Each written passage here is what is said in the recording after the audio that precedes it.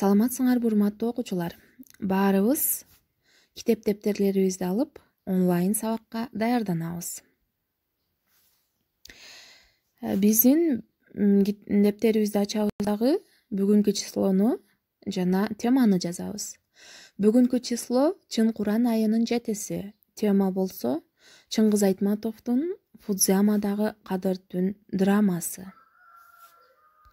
Биз өткөн сабакта дүйнө жүзүнө таанымал болгон алып жазуучубуз Чыңгыз Айтматов жөнүндө көптөгөн маалыматтарга ээ болгонбуз. Анын үй бүлөсү, чыгармачылык жолу жөнүндө билгенбиз, урматтуу окуучулар. Андан сырткары мен силерге тапшырмаларды бергенмин. Ошол Чыңгыз Айтматовдун өмүр баяны боюнча түзүлгөн тесттик суроолор, андан кийин болсо ошол Чыңгыз Айтматовдун өмүр баяны жөнүндө эмнелерди билсеңер, баарын видео түрүндө мага жөнөтөсүңөр дегенмин. Тилекке каршы силердин активдүү катышкандар аз эле болуп жатат, урматтуу окуучулар. Ошого баарыбыз берилген тапшырмаларды так аткарууга аракет кылалы. Биз анда эмесе бүгүнкү теманы баштайбыз. Теманы баштаардан мурда драманын аталышын чечмелеп алалы, урматтуу окуучулар. Фудзияма деген сөздү мурда уккансыңарбы? Демек, Фудзияма бул тоонун аталышы экен. Эмне үчүн жазуучу башка тоолорду эмес, ушул Фудзияма деген тоону тандап алды чыгарманын аталышы катары? Ал жөнүндө дагы сөз кылалы, урматтуу окуучулар. Андан мурун Фудзияма тоосу жөнүндө кичине маалыматка ээ бололу. Фудзияма Япониянын Хонсю аралындагы жайгашкан тоо. Япондордун ыйык тоосу болуп эсептелет экен. Өзүңөр билесиңер, урматтуу окуучулар, япондордун тутунган дини бул буддизм дини болуп эсептелет. Демек, алардын түшүнүгү боюнча ар бир буддист өмүрүндө бир жолу болсо дагы ошол Фудзияма тоосуна чыгып, ал жактан Кудай менен сырдашат экен. Башкача айтканда, ушул убакка чейинки кетирген күнөөлөрүн мойнуна алып, Кудайга эсеп берет экен ошол жакта сүйлөшүп отуруп. Ал эми экинчи түшүнүк бул Кадыр түн түшүнүгү. Кадыр түн түшүнүгү бизге жат эмес, урматтуу окуучулар. Өзүңөр билесиңер, ислам дининде белгиленүүчү Рамазан айынын 27-чи түнүндө биз Кадыр түндү белгилейбиз. Бул түнү чыныгы мусулмандар таң аткыча уктабастан Кудайга кулчулук кылып, жакшылыктарды тилеп, Куран окуп өткөрөт.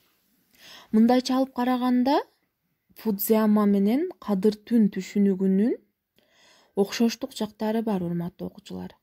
Себеби Фудзияма тоосу япондор үчүн канчалык ыйык болуп эсептелинсе, Кадыр түн түшүнүгү дагы мусулман дининде ошончолук эле ыйык болуп эсептелинет. Себеби экөөндө тең берген маанилери дагы окшош болуп саналат.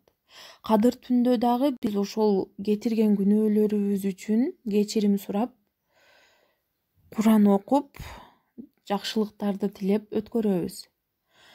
Фудзияма тоосуна чыккан буддисттер дагы ошол өзүнүн кылган күнөөлөрү үчүн Кудай алдында эсеп беришет экен.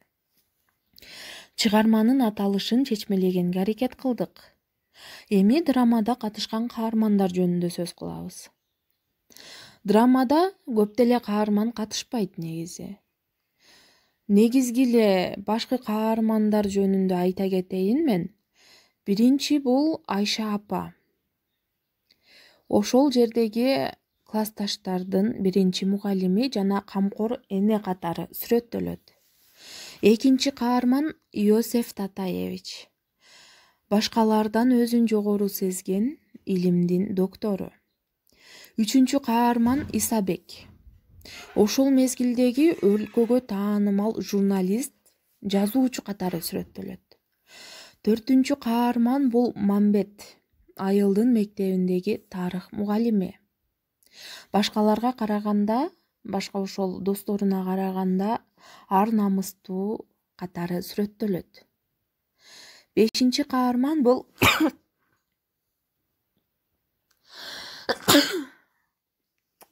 Бешинчи каарман бул Досберген, агроном. Драмада өзүнүн жеке пикири жок, башкаларга ээрчиме адам катары сүрөттөлөт. Алтынчы каарман Сабыр, ар дайым чындык үчүн күрөшкөн акын катары сүрөттөлөт. Драма негизи ошол 4 достун жолугушуусу аркылуу башталат. Алар кичинелигинен эле ошол айылындагы бир туу чокуну Фудзияма деп атап алышат дагы өздөрүнө. Ар дайым ошол жерде жолугушуп турушчу. Ошондой жолугушуулардын дагы бирине ошол 4 дос өзүнүн жубайлары менен келишет. Анан ошол жерден Айша апаны дагы жолугушууга чакырышат. Андан кийинки окуялар болсо ошол Сабыр жөнүндө уланат. Сабыр ал жолугушууга келбейт. Себеби мен силерге баягыракта айттым, Сабыр ошол чындыкты баарынан жогору койгон акын катары сүрөттөлөт чыгармада. Ошол чындыкты жазып, өзүңөр билесиңер, ал мезгилдерде Советтер Союзу мезгили болгондагы чындыкты жазган же болбосо советтик идеологияга туура келбеген көз караштагы чыгармаларды жараткан акындар, жазуучулар соттолуп, камалып кетишкен. Сабыр дагы ошол туура эмес көз караштын курмандыгы болот дагы, камалып кетет. Бирок анын камалышына бөтөн адамдар эмес, өзү менен чогуу окуган классташтары, эң жакын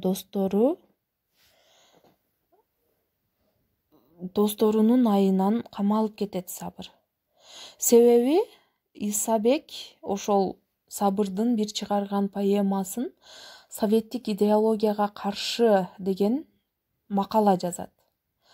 Анын макаласынын негизинде Иосиф Татаевич болсо жыйын өткөрөт дагы, ошол Сабырды каралап чыгат ал дагы.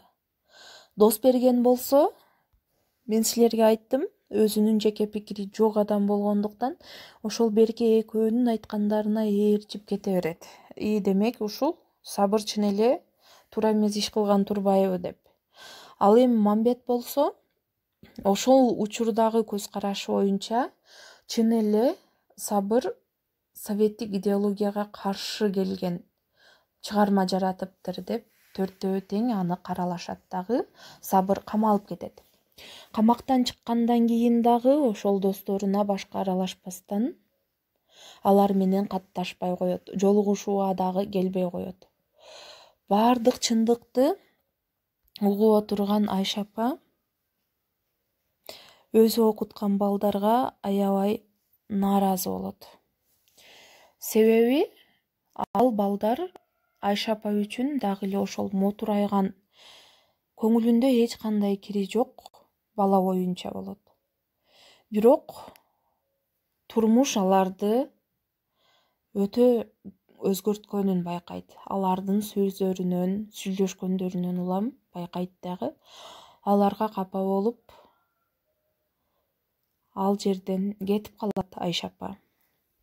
Себеби Сабырдын камалышына дагы ошол балдардын таасири бар экенин билет дагы, алардын ошончолук мындай эки жүздүү болуп кеткенин көрүп аябай капа болот дагы. Айша апа кетип калат ал жерден. Драманын негизги көтөргөн маселеси болсо, канткенде адам уулу адам болот деген суроого келип такалат. Себеби драманын башталышынан бүткөнгө чейин ушул суроо так коюлбаса дагы, бирок алардын кыймыл аракетинен, алардын диалогдорунан улам ушул суроону билсек болот. Ушул жерден Сабырдын жазган ырындагы айта кетели, урматтуу окуучулар. Эзелтен чечилбеген улуу талаш, канткенде адам уулу адам болот. Ураалап жок ууса да ушул талаш, канткенде адам уулу адам болот. Ажалга көз жумса да ушул талаш, канткенде адам уулу адам болот. Душмандан жан соогалап качканда да, душманды кырып жоюп басканда да, түбөлүк чечилбеген ушул талаш канткенде адам уулу адам болот. Адамзат качан чечет, качан коет, канткенде адам уулу адам болот. Демек окуучулар, бул драмадагы 5 каармандын диалогдорунан улам бүтүндөй бир дүйнө жүзүндө азыр глобалдуу маселеге айланып аткан суроо туулат. Канткенде адам уулу адам болот деген суроо. Негизи чыгарманын кыскача сюжети ушундай. Эми калганын өзүңөр окуйсуңар, урматтуу окуучулар. Ошол драманы окуп, түшүнүүңөрдү мага видео түрүндө жөнөтөсүңөр. Баарыңар жөнөтүшүңөр шарт, урматтуу окуучулар. Кийинки сабактарда көрүшкөнгө чейин саламатта калгыла.